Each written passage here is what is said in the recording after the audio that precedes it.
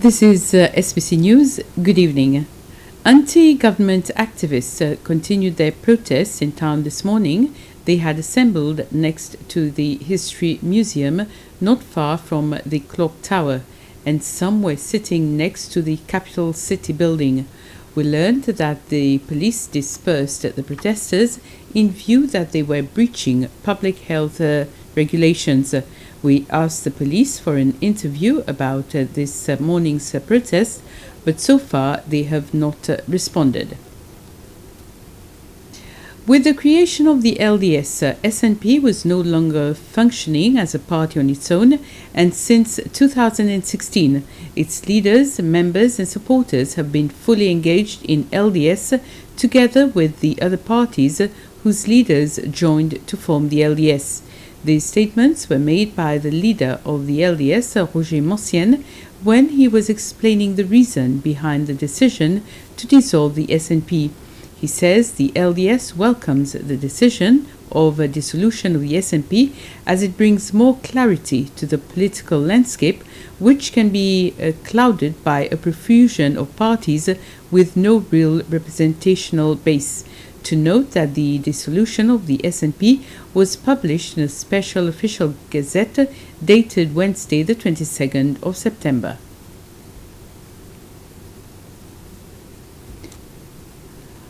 Upon request submitted by the office bearers of the Seychelles National Party, the SNP, the Electoral Commission has cancelled the registration of the party in accordance with Section 9(1)(a) of the Political Parties Act.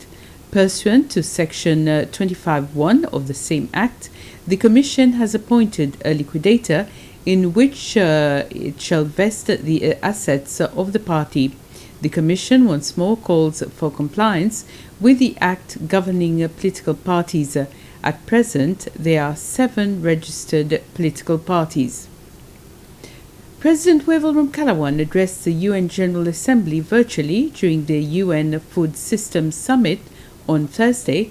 In his speech, the President gave an insight on Seychelles' food systems, depending primarily on the importation of goods. As a small island developing state, our current food system depends predominantly on imported commodities, and as such, we are highly exposed to external shocks. The current COVID-19 pandemic has tested our vulnerability and has posted a clear message. Food and nutrition security are indeed an imperative, but food sovereignty is supreme. We are in the process of reviewing our national development strategy with economic innovation and the diversification being priority areas. The domestic food sectors have great potential for growth, and I am happy to see that some of the outcomes of the process include a clearer vision of the country's needs, greater resilience to face the challenging goals, and well-defined pathways to transform the position of Seychelles in terms of its food sufficiency and food sovereignty targets. Our government is committed to the global call to reform the food systems. We will build on the outcomes of the dialogues, articulate the findings, and project ideas in the country's food system transformation strategy. The amount of rubbish collected during the Clean Up the World campaign is much less than in the last 2 years, and it shows that the Land Waste Management Agency's new approach is bearing fruit. 75% less rubbish was collected on Pralin and Nadig, while on Mahé it was 63%.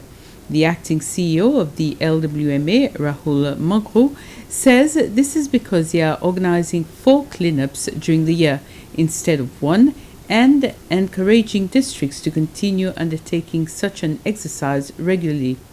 Michel Martin, a board member of the NGO Sustainability for Seychelles, welcomes such moves and says more should be done to encourage recycling. We produce a lot of waste in Seychelles. We're part of a global system, and when we participate in a cleanup, you really see the kind of rubbish that people are throwing away. We become more conscious of our role in all of that, and you notice the types of rubbish that are being thrown away that you know there's a recycling system for them. Waste sorting is a great idea, but we need to make sure that we know where the waste is going. And you need to have your plan for where the waste is going before you ask people to sort waste out. So for instance, if you're asking people to sort out paper, you need to know that there is either a composting system to take the paper or a recycling company that's working and that they want all that waste as well. And same with PET bottles. We need to know that it's going to go somewhere, it's going to get exported for recycling, or it may be used as a resource for a local business. We could have that kind of system. So I think people need to have confidence that they're putting the effort into sorting waste and it's going to go somewhere. It's not going to be mixed into the landfill. Meanwhile, the Perseverance district has continued with its cleanup exercise today, even though the official Clean Up the World campaign has ended. Several volunteers from the district and youth were picking up litter and cutting down trees near the roadside, which pose a safety risk. To coincide with the activities, the telecommunication company Airtel donated 10 bins to the district administration office. It was the district's MNA, Sheila Bastien, who accepted the donation. For the moment, we've received 10 bins from Airtel. I know this is not enough, but what we have to do, DA and I, we will make a round. We will go around in Perseverance. We'll identify the appropriate place where they are mostly in need of trash bin. So we will start from there. The windsurfing and kitesurfing Mahe Pralin crossing had to be cancelled today for the second time. The organizers took the decision to do so based on the weather conditions, as it was not windy enough. The competition has now been scheduled for this coming Wednesday at 11 a.m. The windsurfing and kitesurfing Mahe Pralin crossing, the most important event on the Seychelles Yachting Association calendar, was originally planned to take place last Saturday, but had to be cancelled because of the lack of windy conditions. Steven Stravens is the record holder for the Mahe Pralin windsurfing race with a time of 57 minutes, 51.62 seconds, which he established in 2002. And for kitesurfing, Dominique Dauphet holds the record of 1 hour, 9.68 seconds, which he established last year. And with this, we end this news summary. Those are our main stories so far this Saturday evening. Next on SBC, My Retro. Join me again at 8. Bye for now.